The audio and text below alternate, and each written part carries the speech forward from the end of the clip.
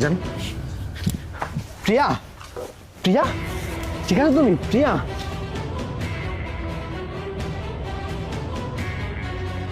প্রিয়া, প্রিয়া ঠিক আছে তুমি? আরে হ্যাঁ, কি যে হয়ে গেল আমার।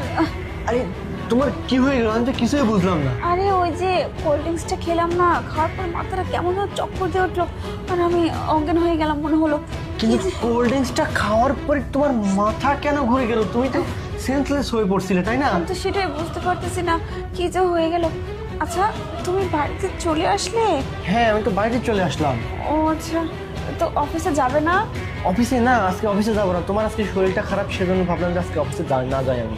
না যাও, তোমার তো অফিসে ক্ষতি হয়ে যাবে, লেট হয়ে যাবে। আরে যাও। না, কোনো সমস্যা নেই, অফিসে কোনো ক্ষতি হবে না। আমি ভাবতেছি আমার বাড়িতে একটা বেড়াল ঢুকছে, আমি বেড়ালটাকে খুঁজতেছি। মানে তুমি কি বলতে চাচ্ছ? আরে আমার বাড়িতে একটা বেড়াল আছে, বুঝতে পারছো? আরে মানে যে কিনা আমার সর্বোচ্চ ধ্বংস করার প্ল্যান করতেছে।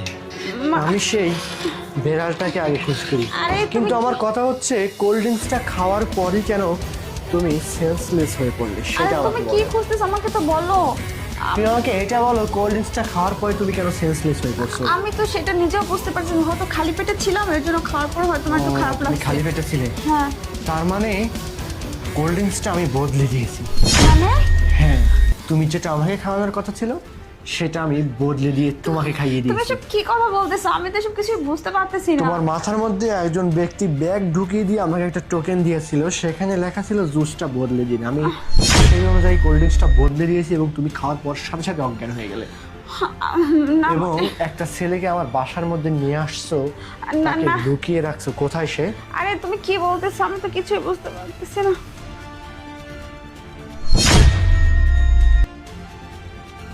বের হও, বের হও। কি এটাও কি তাহলে মিথ্যে ছিল? আমি তাই তো বলি, তুমি ছাদে কি করো? রাতের পর রাত আমি ঘুমে শুয়ে থাকি, তুমি নেই, তোমাকে খুঁজে পাই না। তোমাকে গিয়ে দেখি তুমি কোথায়? তুমি ছাদে। তুমি রাত্রের পর ছাদে কি করো সেটাই আমি বুঝতে পারি না।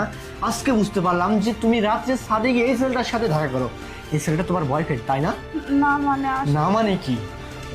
তুমি এতদিন যাবত আমাকে ঠকিয়ে আসতেছো, আমাকে অজ্ঞান করে দিয়ে বাসার মধ্যে ঢুকে বাড়িতে যা কিছু ছিল সবকিছু লুট করে নিয়ে ওই ছেলেটার সাথে আজকে তুমি পালিয়ে যেতে, তাই না? না না এটাই তোমার মনের প্ল্যান ছিল। শোনো, তুমি আর তোমরা দুজনে যখন এই প্ল্যান করতেছিলে তখন একজন ব্যক্তি দেখে ফেলে আমাকে সব সত্যিটা বলে দিয়েছে।